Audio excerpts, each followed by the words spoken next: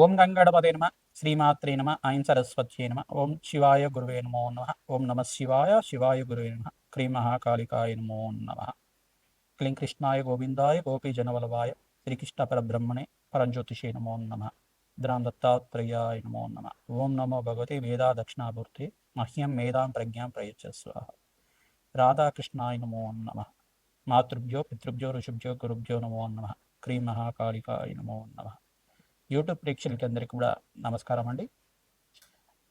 ప్రధానంగా గోచారరీత్యా గ్రహాల యొక్క స్థితిగతి కలియిక మాస ఫలితాలంతా కూడా చెప్పడం జరుగుతుంది. నేను పాలపర్తి గురునాథ శర్మ, జ్యోతిష సిద్ధాంతిని, వాస్తు సిద్ధాంతిని. వీక్షకులకందరికీ కూడా ఈ యొక్క మాస ఫలితాల్లో భాగంగా నవంబర్ నెల మాస ఫలితాలంతా కూడా విశ్లేషణగా చెప్పడం జరుగుతుంది. ప్రధానంగా చూసుకుంటే నవంబర్ నెల అనేది కార్తీక మాసము, అత్యంత పుణ్యప్రదాయంగా ఉంటుంది. పరమేశ్వరుడు ఆరాధన, దేవాలయాల్లో అంతా కూడా అభిషేకాలు, హోమాది కార్యక్రమాలు, అన్నదానాలు అంతా కూడా విశేషంగా జరుగుతుంది. కార్తీక మాసం అనేది ప్రధానంగా స్నానానికి ప్రాముఖ్యత ఎక్కువగా ఉంటుంది. కార్తీక మాసంలో విశేషమైన మంత్రస్నానము, ఈ యొక్క సిద్ధ స్నానం అంతా కూడా ఆచరించడం వల్ల, నది స్నానం చేయడం వల్ల, సముద్ర స్నానం చేయడం వల్ల కోటి యజ్ఞాల ఫలితం కలుగుతుంది, అష్టేశ్వర ప్రాప్తి కలుగుతుంది. ప్రధానంగా కార్తీక మాసంలో అందరు కూడా భక్తులంతా కూడా ఈ యొక్క దీప అలంకరణ చేయడం కానీ చేస్తూ ఉంటారు. ప్రధానంగా దేవాలయ ప్రాంగణంలో కానీ ఈ యొక్క లక్షవత్తి విధానంగా అయినా కానీ ప్రధానంగా చూసుకుంటే ఎవరైతే కనుక దేవాలయ ప్రాంగణంలో ఈ యొక్క అఖండ దీపారాధన చేస్తూ ఉంటారు, మరియు ఇక్కడ కార్తీక మాసం ప్రారంభం అంతా కూడా జరగడం వల్ల అత్యంత శుభప్రదంగా ఉంటుంది. పరమేశ్వరుడి యొక్క నామస్మరణ వల్ల అఖండ పుణ్యప్రాప్తి కలుగుతుంది. ప్రధానంగా ఓం నమ శివాయ, శివాయ గురువే నమ, ఓం నమ శివాయ, శివాయ గురువే నమ ఈ నామాన్ని ప్రతినిత్యం కూడా జపం చేయడం వల్ల పరమేశ్వరుడు గురుస్వరూపంగా ఉంటారు కావున గురు కటాక్షరం లభిస్తుంది, మోక్ష ప్రాప్తి లభిస్తుంది, అపముచ్చ దోష నివారణ కలుగుతుంది. ఈ యొక్క పంచాక్షి నామజపాన్ని ఆచరించడం వల్ల భక్తులకంతా కూడా అష్టేశ్వర ప్రాప్తి కలుగుతుంది, జీవన్ముక్తి కలుగుతుంది, మోక్ష సిద్ధి కలుగుతుంది అని చెప్పేసి కైలాస ప్రాప్తి కలుగుతుందని మనకి ఈ యొక్క కార్తీక పురాణ ఇతిహాసం అంతా కూడా చెప్పడం జరుగుతుంది.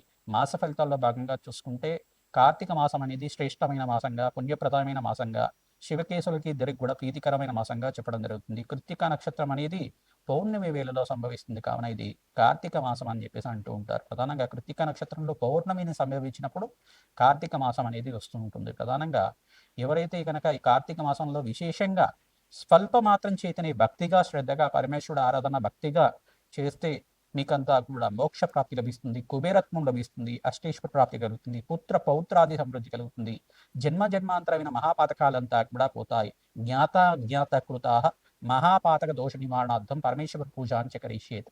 ఎప్పుడైనా కానీ పూర్వజన్మలో చేసుకున్న పాపాలు కానీ ఇహ జన్మలో చేసుకున్న పాపాలు కానీ పోవాలంటే పరమేశ్వరుడు ఆరాధన శ్రేష్టంగా చేసుకోవాలి.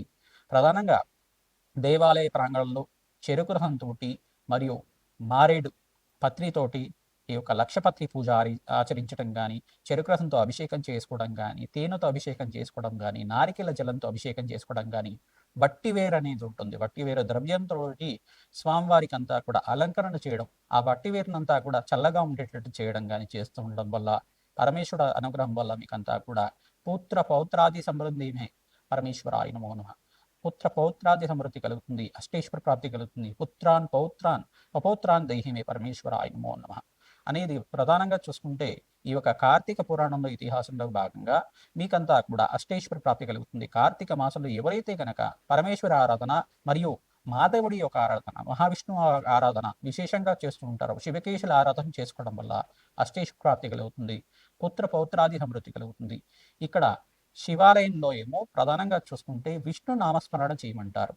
ఈ యొక్క విష్ణు ఆలయంలో, విష్ణు సంబంధిత ఆలయంలో కానీ ఈ యొక్క శివనామస్మరణ చేయమని చెప్తారు. తద్వారా మీకంతా కూడా శివకేశవులకి భేదం లేదు అని చెప్పేసి మనసులో భావన కలగాలి. ఎవరికి ఏ దేవతలకు కూడా భేదం లేదు, దేవతలంతా కూడా ఒకటే, అందరూ కూడా వరాలిచ్చే దేవుళ్ళే కానీ ఎవరిని కూడా ఈ యొక్క కష్టాలు పెట్టే దేవుళ్ళు ఉండరు. మనం చేసుకున్న కర్మాన్ని బట్టి, మనం చేసుకున్న పూర్వజన్మలో చేసుకున్న జన్మజన్మాంతరమైన కర్మాన్ని బట్టి మన కర్మ సిద్ధాంతాన్ని అనుసరించి మన దుఃఖాలు సుఖాలు, ఈ యొక్క భోగభాగ్యాలు, రాజయోగాలంతా కూడా ఆధారపడి ఉంటాయి. అష్టేశ్వర ప్రాప్తి అంతా కూడా ఆధారపడి ఉంటుంది. పుణ్య కార్యక్రమాలు, యజ్ఞ హోమాది కార్యక్రమాలు ఆచరించడం వల్ల దేవతలకి శక్తి లభిస్తూ ఉంటుంది. తద్వారా ఈ అభిషేకాది హోమాది కార్యక్రమాలు చేయడం వల్ల దేవాలయంలో అంతా కూడా దేవతకంతా కూడా శక్తి లభిస్తూ ఉంటుంది. తద్వారా అఖండ పుణ్యప్రాప్తి కలుగుతుంది, కోటి యజ్ఞాల ఫలితం కలుగుతుంది. వాజపేయ శాంతపన బ్రహ్మయజ్ఞాతి శతసహస్ర అశ్వమేధ యాగాది అతిరాత్రి యాగ ఫలితం అంతా కూడా పరమేశ్వరుడికి అభిషేకం మాత్రం చేతనే లభిస్తుంది. పరమేశ్వరుడు నామస్మరణ మాత్రం చేతనే లభిస్తుంది. అష్టైశ్వర ప్రాప్తి కలుగుతుంది. లక్షపత్రి పూజ ఎవరైతే ఆచరిస్తూ ఉంటారో విశేషమైన పుణ్యప్రాప్తి కలుగుతుంది. ప్రధానంగా కేదారేశ్వర నోములంతా కూడా ఆచరిస్తూ ఉంటారు. తద్వారా కేదారేశ్వర అనుగ్రహం వల్ల మీకు అంతా కూడా అష్టైశ్వర ప్రాప్తి కలుగుతుంది. ఆ పరమేశ్వరుడు యొక్క సంపూర్ణ అనుగ్రహం కావాలని చెప్పేసి మేషాది ద్వాదశ రాశుల వాళ్ళకి ఈ నవంబర్ నెల మాస ఫలితాల్లో భాగంగా గ్రహస్థితి ఈ రకంగా ఉంది. విశ్లేషణాత్మకంగా గ్రహాల యొక్క కూటమి కలీకంతా కూడా మేషాది ద్వాదశ రాశుల వాళ్ళకి ఎటువంటి ఫలితాలు ఇస్తున్నాయి, పరిహారం అంతా కూడా చెప్పడం జరుగుతుంది. విశేషంగా మీరు అంతా కూడా గ్రహస్థితి చూసుకుంటే ప్రధానంగా ఈ యొక్క శని భగవానుడు అంతా కూడా పూర్వభద్ర నక్షత్రికంగా ఈ యొక్క వక్రగతిలో అంతా కూడా సంచారం చేస్తున్నారు. మీనరాశిలో సంచారం చేస్తున్నారు. సూర్య భగవానుడు అంతా కూడా అక్టోబర్ 18వ తారీఖు నుంచి ఈ యొక్క నీచ స్థానంలో సంచారం చేయడం, తులారాశిలో ప్రవేశం చేయడం, మరియు నవంబర్ 18 దాకా ఉంటారన్నమాట. నవంబర్ 18 తర్వాత ఈ యొక్క వృశ్చిక రాశిలో సంచారం చేస్తారు. ఈ యొక్క అంగారకుడు అంతా కూడా ఈ యొక్క ప్రధానంగా చూసుకుంటే వృశ్చిక రాశిలో ప్రవేశం అంతా కూడా చూసుకుని వృశ్చిక రాశిలో ప్రవేశం చేస్తారు. అక్టోబర్ 27వ తారీఖు నుంచి ఈ యొక్క వృశ్చిక రాశిలో ప్రవేశం చేసి 45 రోజుల దాకా సంచారం జరుగుతుంది. మరియు బృహస్పతి అంతా కూడా అతిచారంలో సంచారం చేస్తున్నారు. మరియు వక్రగతి, రుజుమార్గం, వక్రగతి అంతా కూడా సంచారం జరుగుతుంది. అక్టోబర్ 18, 19 తారీఖులో అంతా కూడా కర్కాటక రాశిలో ప్రవేశం చేసిన బృహస్పతి అంతా కూడా ఉచ్చ స్థానంలో అత్యంత బలంగా ఉంటారు, అత్యంత శుభుడుగా ఉంటారు. ఈ యొక్క రాజయోగ కారకుడిగా బృహస్పతి అంతా కూడా సిద్ధయోగంలో అంతా కూడా మారడం జరుగుతుంది. బృహస్పతి అంతా కూడా అతిచారంలో మార్పు అంతా కూడా 48 రోజుల దాకా డిసెంబర్ 5, 6వ తారీఖు దాకా ఈ యొక్క కర్కాటక రాశిలో ప్రవేశం చేసిన బృహస్పతి అంతా కూడా ఈ యొక్క ఉచ్చస్థానంలో సంచారం చేయడం, అతిచారంలో సంచారం చేయడం, మరో తిరోగమనం అంతా కూడా మిథున రాశిలో సంచారం చేయడం జరుగుతుంది. మరియు ఇక్కడ నీచస్థానంలో శుక్రభగవానుడు అంతా కూడా సంచారం చేస్తున్నాడు. శుక్రభగవానుడు నీచస్థానంలో సంచారం చేస్తున్న శుక్రభగవానుడు నవంబర్ 3వ తారీఖు రోజున 1, 3వ తారీఖు లోపల ఈ యొక్క రాశి మారడం జరుగుతుంది. నెల రోజులకు ఒకసారి మారుతూ ఉంటాడు. శుక్ర భగవానుడు, సూర్య భగవానుడు, బుధుడు అంతా కూడా నెల రోజు మారడం జరుగుతుంది. ఇక్కడ శుక్ర భగవానుడు అంతా కూడా తన స్వచ్ఛేత్రమైన తులారాశి ప్రవేశం చేస్తారు. బుధ శుక్రుడు కలయిక జరుగుతుంది. మరియు బుధ భగవానుడు అంతా కూడా ఈ యొక్క నవంబర్ మాసాంతంలో అంతా కూడా మారడం జరుగుతుంది. ఈ యొక్క చతుర్గ్రహ కూటమి అంతా కూడా జరుగుతూ ఉంటుంది.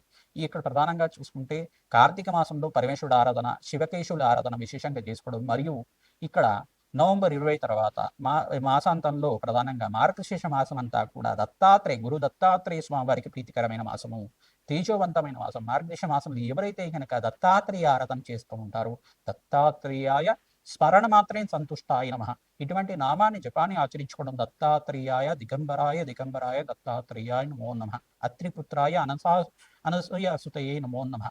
ప్రధానంగా అనగాపతి అయిన ఈ యొక్క అనగాస్వామి దత్తాత్రేయ స్వామిని ఆరాధన చేసుకోవడం మాత్రం చేతనే దత్తాత్రేయాయ గురు శరణం మమ అనే నామాన్ని చేసుకోవడం వల్ల, దత్తాత్రేయాయ గురు శరణం మమ అనే నామాన్ని ప్రతినిత్యం కూడా జపాన్ని ఆచరించుకోవడం వల్ల దత్తాత్రేయుడు స్మరించడం మాత్రం చేతనే భగవంతుడంతా కూడా భక్తవచరుడు స్మరించడం మాత్రం చేతనే భోగభాగ్యాది సమృద్ధి, అష్టైశ్వరాప్తి, మోక్షసిద్ధి లభించే విధంగా అనుగ్రహిస్తాడు. అత్యంత పుణ్యప్రదమైన దేవతగా చెప్పడం జరుగుతుంది.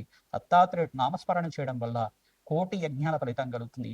సర్వే పితృణాం శాశ్వత పరబ్రహ్మక శ్రీనివాసిత్యం దత్తాత్రేయ నామస్మరణ చేయడం చేతనే 27 తరాల దాకా పితృదేవతలంతా కూడా శాశ్వతంగా దత్తాత్రేయ లోకంలో, బ్రహ్మలోకంలో, పరబ్రహ్మలోకంలో స్థిర నివాసంగా ఉంటారు. మోక్ష సిద్ధికి లభిస్తుంది, అష్టేశ్వర ప్రాప్తి కలుగుతుంది. ఈ యొక్క విశేషాలంతా కూడా ఈ మాస ఫలితాల్లో భాగంగా చెప్పడం జరుగుతుంది. పరిహారం కూడా చెప్తాం. మీరంతా కూడా పరిహారం ఆచరించండి.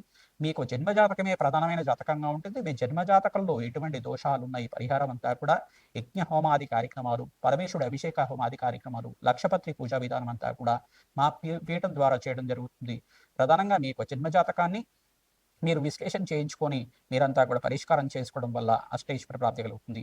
ప్రతి పౌర్ణమికి, అమావాస్యకి అంతా కూడా విశేష హోమాది కార్యక్రమాలు ఆచరిస్తూ ఉంటాం. రాజశ్యామల యజ్ఞాధికరతలు, పరమేశ్వరుడు రుద్రమంత్రాలతోటి ఈ యొక్క అఘోర పాశ్వత హోమాది కార్యక్రమాలు కానీ, ఈ యొక్క మరియు వారాహిదేవి హోమాది కార్యక్రమాలు కానీ, లక్ష్మీ కుబేర శాంతి హోమాది కార్యక్రమాలు కానీ, ప్రత్యంగరాదేవి హోమాది కార్యక్రమాలు కానీ, విశేషమైన హోమాలంతా కూడా ఆచరించి జన్మజాతకంలో ఉండే గ్రహదోషాలకి నివారణ చేయడం జరుగుతుంది. ఆర్థిక సమస్యలు కానీ, మీకు ఇక కుటుంబ సమస్యలు కానీ, వివాహ యోగం కోసమైనా కానీ ఎటువంటి ప్రశ్నలకంతా కూడా పరిష్కారం చెప్పడం జరుగుతుంది. సంప్రదించండి. తద్వారా మీరంతా కూడా అపాయింట్మెంట్ తీసుకొని జాతకం విశ్లేషణ చేసుకున్న తర్వాత ఈ పరిహారం చేయించడం వల్ల అష్టైశ్వర ప్రాప్తి కలుగుతుంది, అనంత పుణ్య ప్రాప్తి కలుగుతుంది, ఆనందమైన జీవితం జీవించడానికి ఆస్కారం ఉంటుంది. సింహరాశి జాతకులకి నవంబర్ నెల మాస ఫలితాల్లో భాగంగా గ్రహస్థితి అంతా కూడా ఏ రకంగా ఉందో తెలుసుకుంటాం. ప్రధానంగా చూసుకుంటే సింహరాశి జాతకులకి యోగకరంగా మారబోతుంది. బృహస్పతి మార్పు అంతా కూడా అతిచారంలో కర్కాటక రాశిలో ప్రవేశం చేస్తున్నారు. మీకంతా కూడా లాభసాటిగా ఉంటుంది. ప్రధానంగా ఇక్కడ శని భగవానుడంతా కూడా చూసుకుంటే ఈ యొక్క మీనరాశిలో సంచారం చేయడం మీకంతా కూడా స్వల్పంగా మిశ్రమైన ఫలితాలుగా చెప్పడం జరుగుతుంది. సూర్య భగవానుడంతా కూడా ఇక్కడ ఈ యొక్క వృశ్చిక రాశిలో ప్రవేశం చేయడం, అంగారకుడితో పాటు కలిసి ఉండడం అంతా కూడా శ్రమతో కూడిన సంపాదన పెరుగుతుంది. స్వల్పంగా అనారోగ్య సూచన అంతా కూడా సూచనప్రాయంగా చెప్పడం జరుగుతుంది. ప్రధానంగా ఈ యొక్క కీళ్ళ వాపులు, కీళ్ళ నొప్పులు కానీ, జాయింట్ పెయిన్స్ కానీ, కాళ్ళ నొప్పులు కానీ, నడుము నొప్పి కానీ రావడానికి ఆస్కారం ఉంటుంది. ఈ యొక్క ఔషధ సేవనం అంతా కూడా ఆయుర్వేదంలో కానీ వీరంతా కూడా తీసుకోవడం వల్ల సంపూర్ణ ఆరోగ్య సిద్ధి కలుగుతుంది. సూర్య భగవాను ప్రీతికరంగా ఓం సూర్యాయ నమః, అర్కాయ నమః, మిత్రాయ నమః, భానవే నమః, పూషాయ నమః, ప్రచండ తేజసే నమః, సర్వలోక పితామహాయ నమః, మహాపాత వినాశాయ నమః, సవిత్ర సూర్య నారాయణ స్వామిని నమః, మార్తాండాయ నమో నమః, మిత్రాయ నమః అనే నామాన్ని ప్రతినిత్యం కూడా జపాన్ని ఆచరించడం వల్ల, సూర్య నమస్కారాలు చేసుకోవడం వల్ల సంపూర్ణ శరీర ఆరోగ్యం లభిస్తుంది. అష్టైశ్వర ప్రాప్తి కలుగుతుంది. సూర్య భగవాను ప్రీతికరంగా జపాలు ఆచరించాలి. జప దానాలు చేసుకోవడం వల్ల, గోధుమలు దానం చేసుకోవడం వల్ల అష్టైశ్వర ప్రాప్తి కలుగుతుంది. రాజయోగ సిద్ధి కలుగుతుంది.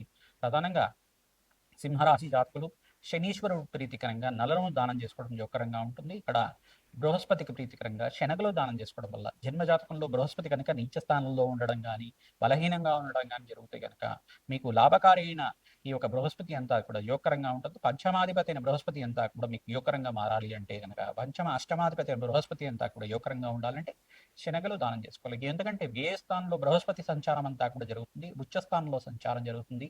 రాజ్యయోగ కారకుడు అయినప్పటికీ కూడా జన్మజాతకంలో ఏ స్థానంలో ఉన్నారో బృహస్పతి అంతా కూడా చూసుకోవాల్సి ఉంటుంది.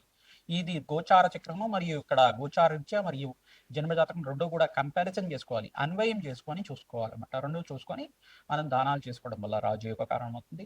కార్తీక మాసంలో విశేషంగా పరమేశ్వరుడికి అంతా కూడా అభిషేక హోమాది కార్యక్రమాలు శ్రేష్టంగా ఆచరించండి. ఈ యొక్క చెరుకు రసంతో, ఈ యొక్క ప్రధానంగా చూసుకుంటే పంచామృతాలతోటి, ఆవు పాలతో అభిషేకం చేయించడం వల్ల మనశ్శాంతి లభిస్తుంది. అన్నాభిషేకం చేయించడం వల్ల ఆర్థిక రుణ బాధల నుంచి విముక్తి కలుగుతుంది. అష్టైశ్వర ప్రాప్తి కలుగుతుంది. వివాహాది శుభకార్యాలు కలగాలి అంటే కనుక ఈ యొక్క పసుపుతో అభిషేకం చేయించడం కానీ, కుంకుమతో అభిషేకం చేయించడం కానీ, గంగాజలంతో అభిషేకం చేయించడం కానీ చేస్తూ ఉండాలి. అన్నదానం చేయాలి. విశేషంగా ఓం నమ శివాయ, శివాయ గురవే నమః నామాన్ని జపాన్ని ఆచరించండి. దత్తాత్రేయ నామస్మరణ అంతా కూడా ఆచరించడం వల్ల రాజయోగ కారణం అవుతుంది. మార్గశీర్ష మాసం అంతా కూడా ఇదే మాసంలో వస్తుంది కావున దత్తాత్రేయ స్వామి వారికి ప్రీతికరంగా అన్నదానం చేయండి. కార్తీక మాసంలో కూడా అన్నదానం చేయడం వల్ల రాజయోగ కారణం అవుతుంది. దత్తాత్రేయాయ స్మరణ మాత్రేన సంతుష్టాయ నమః నామాన్ని జపాన్ని ఆచరించుకోవడం అష్టేశ్వర ప్రాప్తి కలుగుతుంది. ఓం అరుణాచలేశ్వరాయ నమః నామాన్ని కూడా ఆచరించుకోవడం వల్ల మోక్ష సిద్ధి లభిస్తుంది. అష్టేశ్వర ప్రాప్తి కలుగుతుంది. అనంత కోటి యజ్ఞాల ఫలితం కలుగుతుంది. శ్రీమాత్రే నమః.